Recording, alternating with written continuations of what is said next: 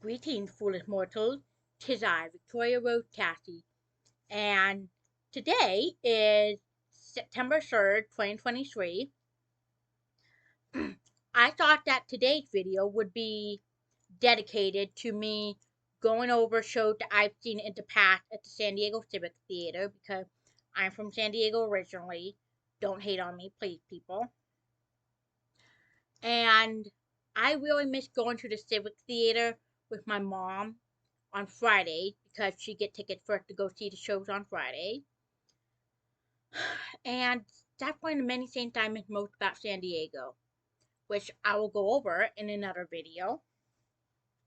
So let's get to it, shall we? This is in no particular order. First up, we have the Addams Family musical. I was expecting for this to be a gothic comedy, as in line with the TV show that was in the 60s or 70s. Don't at me, please, people. Instead, I get a smart pod. It was a family-friendly show. Wasn't anything I want to go see in my spare time, to be honest with you. But, yeah, it was really cute. One of my favorite parts, and this isn't exactly a spoiler alert, so one of my favorite parts had to be where Gomez was showing the dad, who I can't remember his name off the top of my head. He was showing the dad around the Adam estate. Like, I don't know, is it a mansion? Is it a house? Is it just, I'm just gonna call it an estate for right now. And so he shows the dad a chair. The dad sits in it, dad stands up, then Gomez pulls a lever and Spikes comes up like right out of the seat. And the dad's like, yeah, I still remember that scene today. It was really funny. The show basically revolved around a adult Wednesday, and she was bringing her boyfriend, a perfectly normal boy, home to meet her family, and she was just cute. One Normal Night. It is such a cute song. But yeah. Anyway, next musical. French Foot Paper. Nope. WonderCon. Nope. Star Wars. Nope. Comic Con. Nope.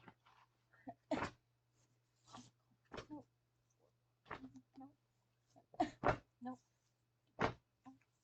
Nope. It's this. No, sorry, random stuff. Ah, Les Miserables. I always say it in like that weird accent. Guys, I am really not a big fan of Les Miserables. I mean, everyone in the show dies except for Cosette, Maria, and the Thenardiers.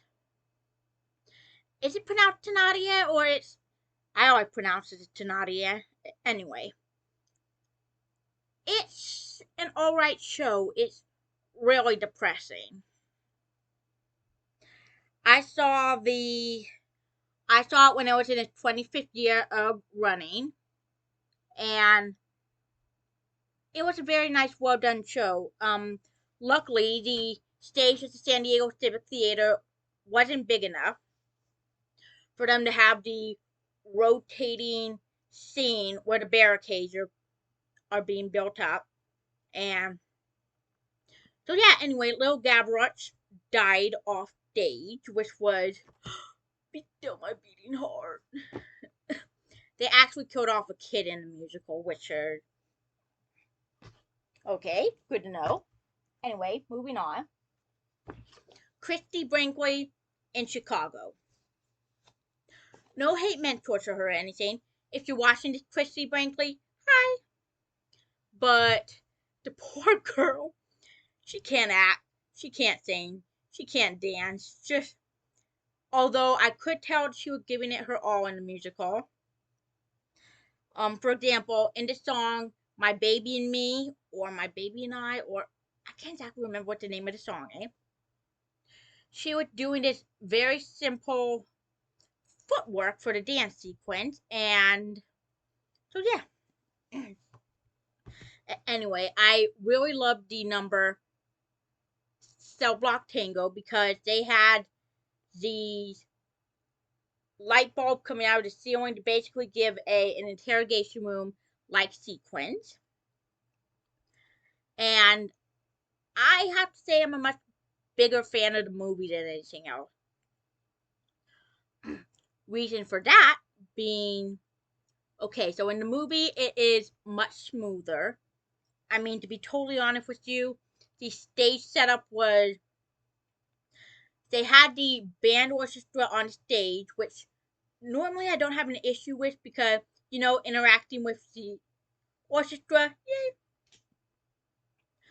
But the entire stage was set up with the wonky, like, multi-tiered piece. We had, like, the orchestra was on different sets. You know, for example, we had the drums up on, like, the very top tier. We had the guitarist on the middle tier to the right. We had the string orchestras on the lower tier to the left, and just, it didn't really make any sense, to be honest with you. But they did the best that they could with the limited space that they had, because the San Diego Civic Theater is a really tiny stage. I have to tell them this much.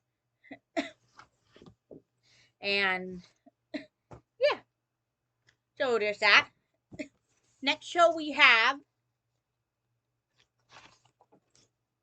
Billy Elliot. Again, not one of my favorite musical theater shows, although the music was good. The dancing was really excellent. Like, I really wish I stuck with dancing when I was younger, because, yeah, it was really hard for me to understand what was being said due to the fact that, for once, I have profound hearing loss. I am legally deaf.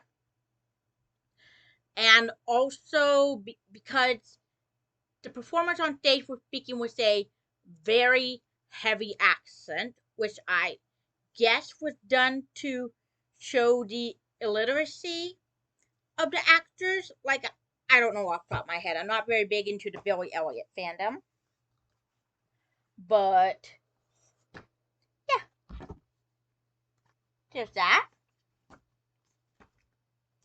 Next show, Once.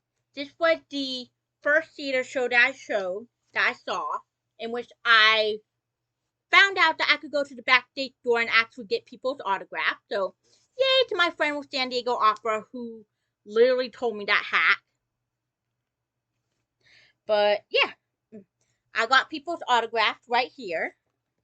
And once, what? Oh my goodness, you guys, I'm gonna confess this right here and right now without any shame. I slept through most of the show. I suffer with really bad insomnia in connection to PTSD and CPTSD, which is another story in itself, shall I say, in the least bit. So the show was just not something that I want to go see. In my eyes, it was boring. But yeah, anyway, at least I got in a couple hours of sleeping during the show. My mom was not happy with me in the bit, to say the least. But next up, we have High School Musical, the musical. This is back when High School Musical was all the rage. My mom gave me 3 tickets for Christmas the year that it was showing, and I took her and my friend at the time, Larissa. My mom got us each a program, and so yeah, anyway, we went. It was really cool seeing the first movie being played in, like, a live establishment. I loved the choir teacher, Mrs. Darvis. She was so delightfully funny to watch.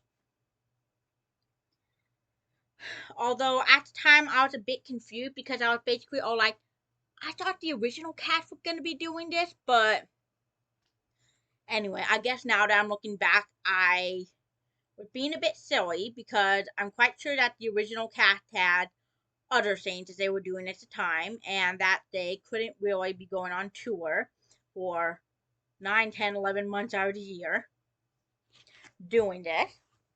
So, yeah. Up next, we have and this is controversial, I know, the Ringling Brothers Circus. I went and saw it. This was in like the late 90s, guys.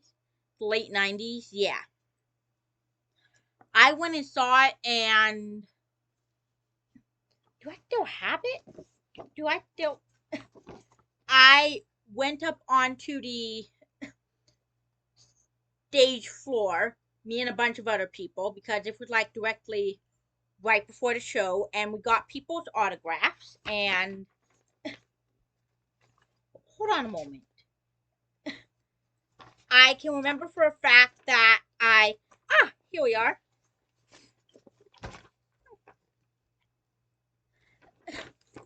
There was one point where I was just, like walking around, like, oh my goodness, this is so cool, with my parents right beside me, and this guy who was doing tricks on like 3 or 4 other guys. He jumps off them, lands next to me, says hi, takes my book, signs it, and then he just simply goes off and continues doing his thing. It was just, it was really cool to say in the least part. In a way, I am happy that the circus isn't using live animals. I mean, just, yeah. Anyway, now that that's out of the way, I saw this show 2 times. Once in the 90s when I was really little with I think it was my mom, my dad, my grandma Tassie, my grandpa Tassie, my Aunt Jan, my Uncle Napoleon, and my 2 cousins, Jackson and Ryder. I think we all went and saw Cassie Rigby. This is the program from back then. It's rather better than love, I'll say that much. But yeah. Anyway, I went and saw it, and I can still remember to this very day that at one point Cassie Rigby flew out into the audience, like at the very end when everyone was taking their bye, and sprinkled pixie dust onto the audience, and I was basically all like, Mom, they can fly now. I want to fly too. Give me pixie dust. And yeah. Yeah. Anyway.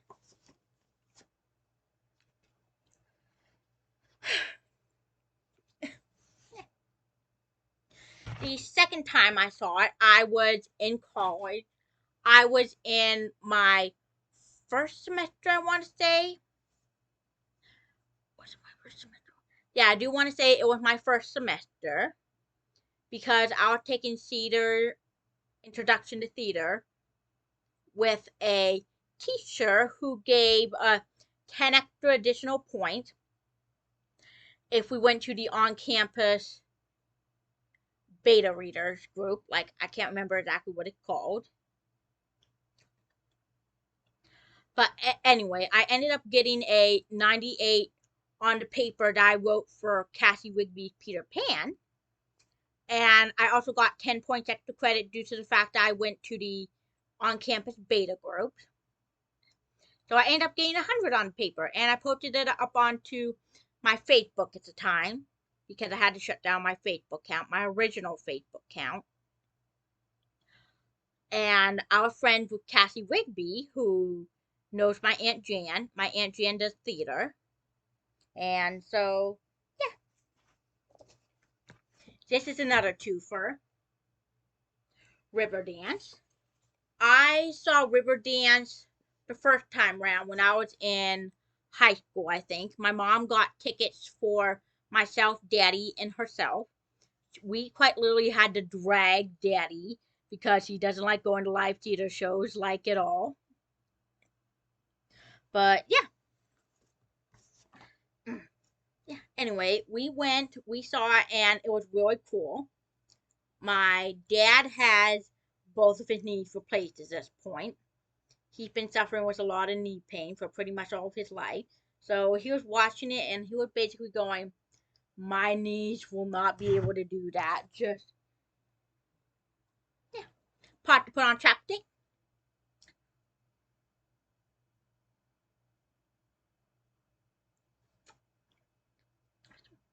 Resume. So Anyway, the second time I went and saw Riverdance, I was able to go to the backstage door and get people autographed. You probably can't see it all that well because the autographs are in silver. I would go to Walmart and I would buy a pack of like 4 Sharpie pens and I would take them with me because there would always be people there and they basically would be like, "Where's my pen?" Shuffling through my bag trying to find my pen. I would give them the pen and I basically be like, "You can keep it for future shows," because I'm really nice like that. Pause for water break. Woo. Because I'm really nice like that. Next show, Joseph and the Amazing Technicolor Dreamcoat. It was a really good show. It was. The talent was there. Although I do think that the guy playing Joseph and the girl playing the narrator were man and wife. Were they man and wife, or was that the original cast?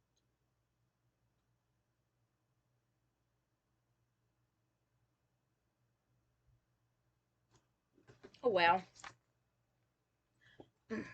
Anyway, we went and saw it, and my mom was like, "They left out a lot of stuff in the Bible," which it's a good starter story, okay? It's a good starter story.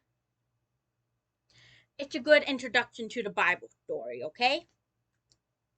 I can remember the Pharaoh doing an impersonation of Elvis because he's, the king of Egypt, even though the proper term is the Pharaoh, which, yeah, that is the only part about the show that I can really remember much. This next show is a Cirque du Soleil show, Tarouk. I saw it with my mom and my then boyfriend, now ex, who, side note, we ended up going our own separate ways because this old fashioned Baptist family found out that he was dating. I identified as Catholic at the time. Now I identify as Wicca. Wicca slash atheism, which is another story in itself. But yeah. Anyway, we went and saw this show. I was just getting over the high end of a head cold. And okay, originally Calvin wasn't supposed to come. Mom got tickets for myself, Daddy, and her. My daddy ended up getting so sick that he was vomiting out blood. It was awful. 911 was called to our house. It was raining that night, so the paramedics tracked water into the house. Sam was out in the backyard because he was, being a dog. And so, yeah. Anyway, Mom offered a ticket to our neighbor, Mrs. Kaylin, who came over right in the middle of everything trying to see what was happening. However, she said, "No, I'm sorry, I have something going on that night. I hope you have fun." So then I asked, "Hey, can Calvin come along?" And Mom said yes. Calvin had to lie to his parents because they're, old fashioned Baptists. And they do not believe in dating like whatsoever, which is okay. Like, I'm not going to comment too hardly on that because I know that some people out there have their views on religion, which is fine, I guess. But, yeah. Anyway, we went and saw Toruk, and Calvin was basically all like, "Wow, that's amazing." And I said to my mom that my favorite part were the aerial silks, and Calvin was all like, "What are aerial silks?" So I explained to him that aerial silks were the fabric that were from the ceiling, and just, yeah. Calvin came from a big family, 13 kids, so he and his family, they generally didn't go out and do stuff like live theater shows. Yeah. Disney's Pocahontas on Ice. It was really nice, to say in the least part. However, now that I'm older, I can look back and see that they had a bit of whitewashing done in the casting process. I mean, they had a Asian woman playing Pocahontas, which is fine. However, they also had white people playing the Native Americans. I'm sorry, the indigenous people. The yeah. So anyway,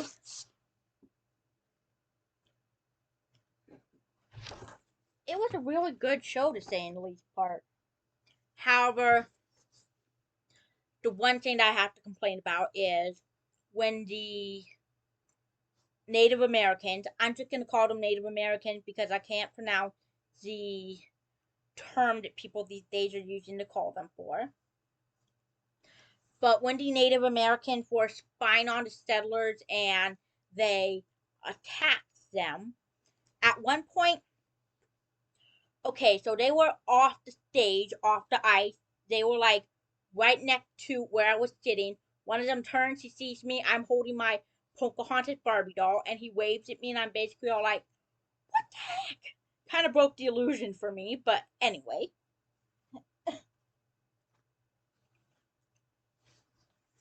Next, we have one of my all-time favorite musicals, West Side Story. I saw this show back in 2011. I remember the year because I asked Mr. Deerfield, he was my high school theater teacher, if I could come in and tell his advanced theater class what I saw at a musical, what I thought of the musical. And Katie McNellen, she was a senior at the time, a senior or she graduated just the year before, something like that. She also came in and we both gave our own presentation. She said that the show was conducted partly in Spanish, which she didn't like. However, I was basically all like, hey, I grew up with my mom speaking Spanish to me. So it was really nice to say, which I understand that there are people out there and they don't really like that kind of stuff. However, it was just a really cool take for me. Something else that they also did, which I don't know if this was a part of the original musical or if it was something that they did for this show specifically. For the song America, where Anita gets into a spit off with some of the other girl. Spoiler alert, but the original movie, which is the GOAT of West Side Stories. I do not really like the revision musical, due for reason, which I will not go into right now. Anita and Bernito get into it, and it's just absolutely wonderful to say in the least part. If you're watching this, I love you, Rita Moreno. She is the GOAT of all performers. But anyway. So, in the song America, I'm so sorry, I burned a lot. In the song America, they had one of the girls. She was just sitting there, then she stands up, does this simple kind of movement, sits back down again. That is it. Like, I don't know if it was a make a wish thing or like whatever. However, it, I don't know. It didn't exactly ruin the mood for me. However, it was just kind of, you know, I did not, however, enjoy the added vulgarity and hip thrust and like everything else like that.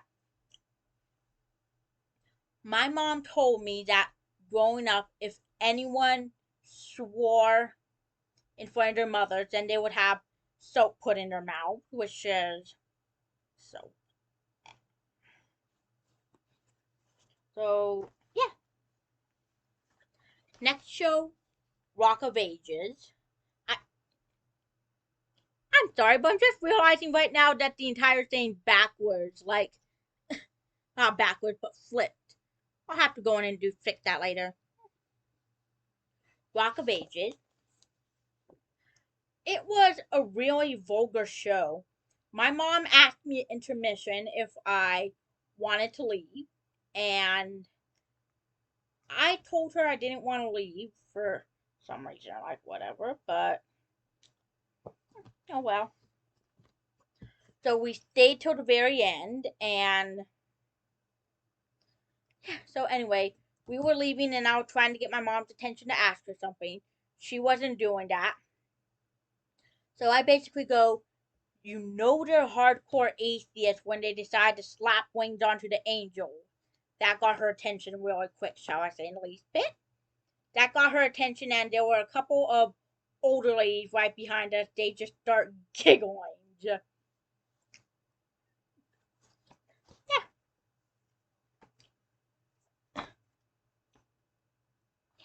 So anyway,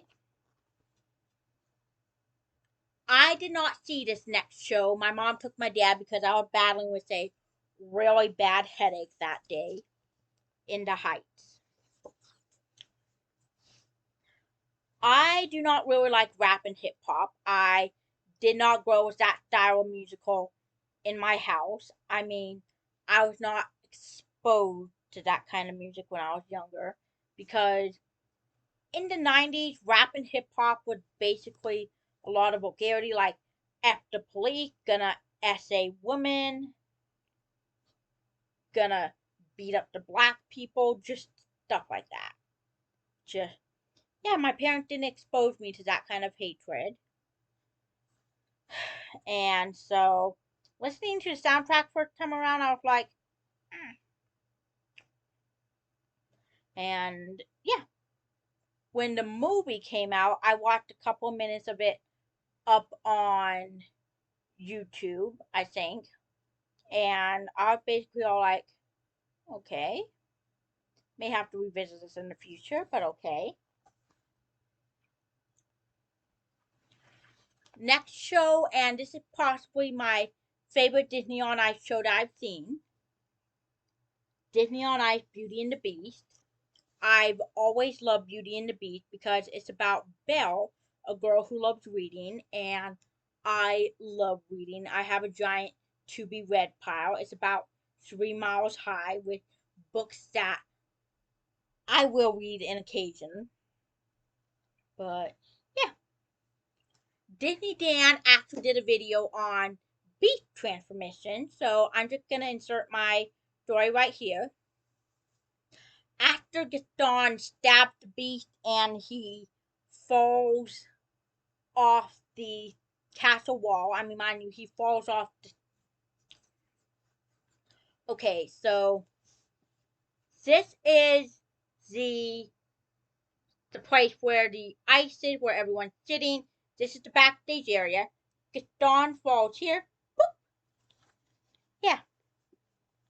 So anyway, the beast hobbles his way to the center of the ice ring, where he collapses after Belle does the whole "I love you" stuff. The beast, his costume, flies off into the rafters up above, and so yeah. Yeah, anyway, there was that, and it was so cool to watch because I was not expecting that. And the beast is dressed in full Beastie Boy uniform, and he does a whole whoop bam. I love you, Disney Dan. You are my favorite of all of them. Just yeah, don't at me for copywriting you, please.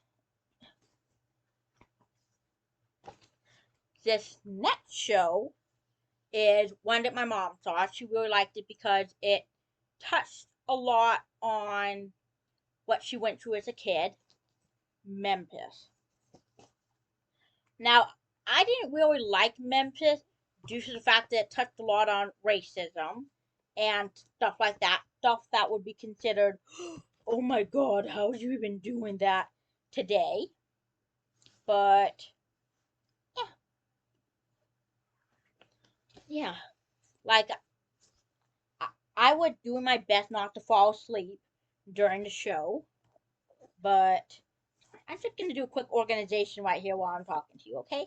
Pay no attention to what's going on right down here. But, yeah. It was a very good show. However, the only good song that they had was the opening number, way down in Memphis, I think is what it was called. And yeah. Anyway, that was my favorite song of the entire show. The only good song, if you ask me. Which, yeah, I went to school specifically to study musical theater, which is another show in itself, shall I say, in the least bit. But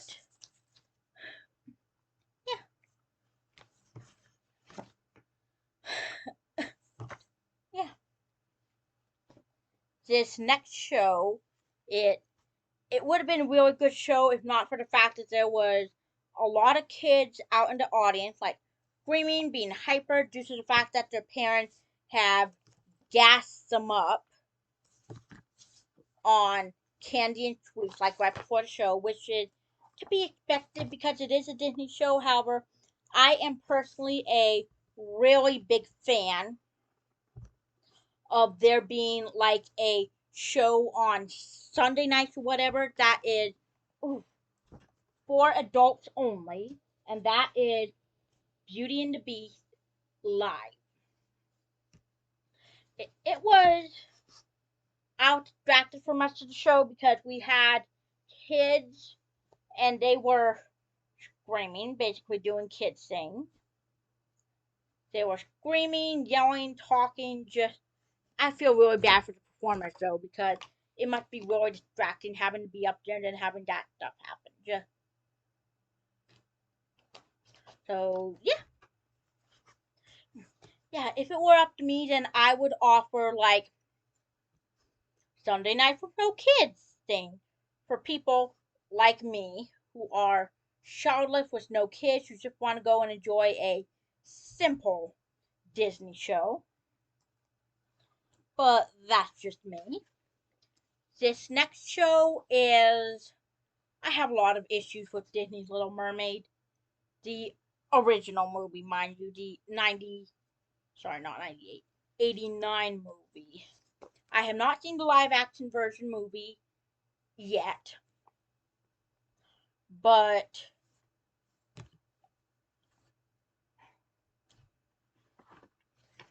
I do not really like The Little Mermaid because to me it seems like the whole message is in order to get the man of your dreams, you must change yourself, which not something I ever want to teach my kids if you ask me.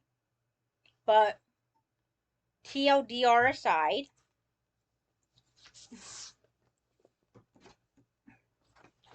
for Ariel's transformation into a human sequence, she was on the ice, just doing icy things. And that, hold on a moment, I think there is a picture in here somewhere of her transforming. Ah, here we are, right here. I mean, mind you, it's not the best quality picture out there, but okay, for those of you out there who can't see, she is being lifted up into the air, and at some point, she loses her ice skates, and yeah, it was really cool. However, what I do remember, and this terrified me silly, was the giant Ursula animatronic bubble figure that came out when she had taken over the sea. She'd taken the king Trident, his crown and his trident, and yeah, shut up, Bixby. Sorry, my phone's acting up. And yeah, this last show before I sign up is my favorite. Now, for those of you out there who are wondering, my three favorite Broadway shows, in no specific reason, are West Side Story, Riverdance, and Wicked. Please be certain to leave your own favorite musical down below in the comments. Show me love. But Wicked. I think I have another Wicked program somewhere, but Anyway, I absolutely love this musical. I mean, like, it's been overdone to death, but it's still a really good story. I absolutely love these two pictures. Yeah. I would love to play Elphaba. She is my dream role.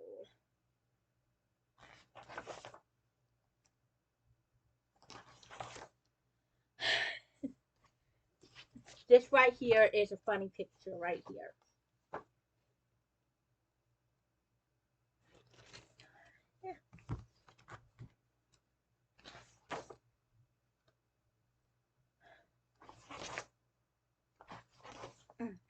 Anyway, I saw Wicked on two separate occasions.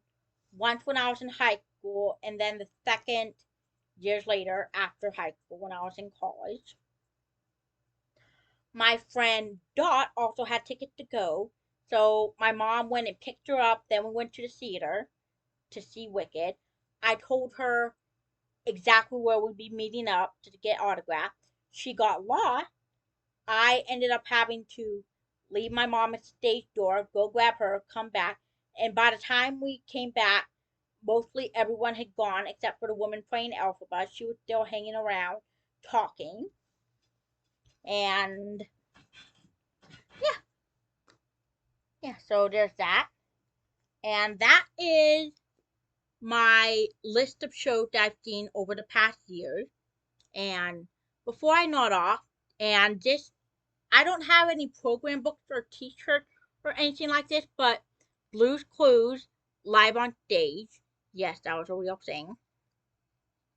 I went there with my parents when it was showing, and at the San Diego Civic Theater, there is a poster in the back along with autographs from people. And back when I was working with San Diego Opera, when I would give out backstage tours, I would quite obviously point it out and go, everyone, may I have your attention over to this wall? This here is a wall of shows which have come to the Civic Theater in the past. You'll see XYZ, you'll see ABC, you'll be HLH, all these shows, and then I draw their attention to the Blue Blues live on stage poster, and I say, this right here is my very first live theater experience that I had at the San Diego Civic Theater.